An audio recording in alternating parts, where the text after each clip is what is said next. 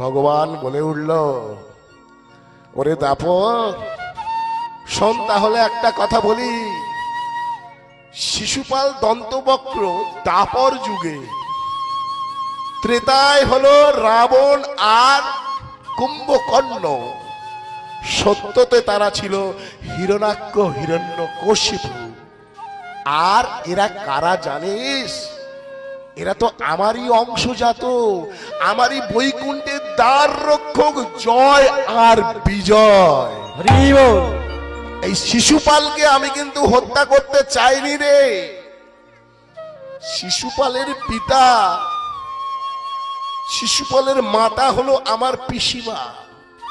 শিশুপাল যখন জন্ম নেয়, 4টে হাত আর 3টে চোখ, দুদিকে দুটো, মাঝখানে একটা, 4টে হাত নিয়ে জন্ম নিয়েছিল।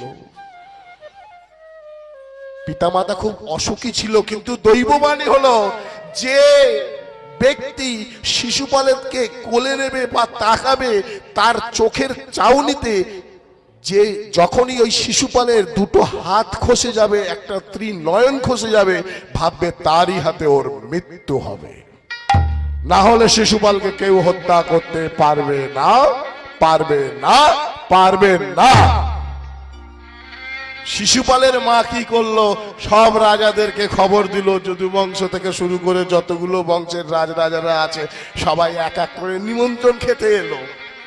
সবাই কোলে নিচ্ছে, কিন্তু কিছু হচ্ছে না। বাকি আছে কে? কৃষ্ণ আর বলরাম।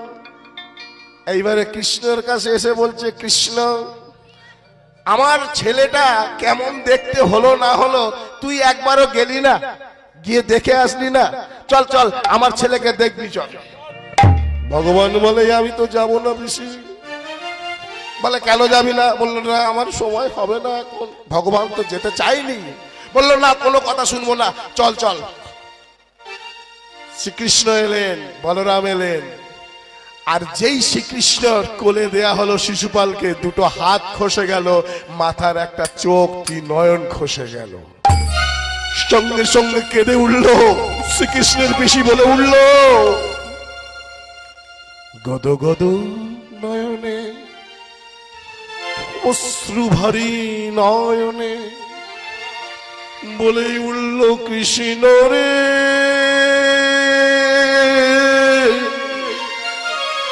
ওরে কৃষ্ণ রে, ওরে কৃষ্ণ, আমি যে তোর পিসি, আর এই শিশুপাল হলো তোর পিসিরই সন্তান।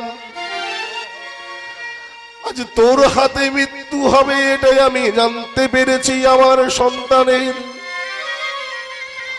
ওরে কৃষ্ণ, তুই কি তোর নিজের ভাইকে হত্যা করবি? সঙ্গে সঙ্গে ভগবান শ্রীকৃষ্ণ বলে উঠল, পিসি, কথা দিলাম আমি 100টা অপরাধ শিশুপালের ক্ষমা করে দেব, কিন্তু 101 নম্বর যখন অপরাধ হবে তখন আমি আর তাকে ক্ষমা করতে পারবো না। আমি তখন তাকে চক্র দ্বারা হত্যা করব। বুঝলি দাপর? এই হচ্ছে আসল তত্ত্ব আর আসল তথ্য। তোরা জানিস না, তাই তোরা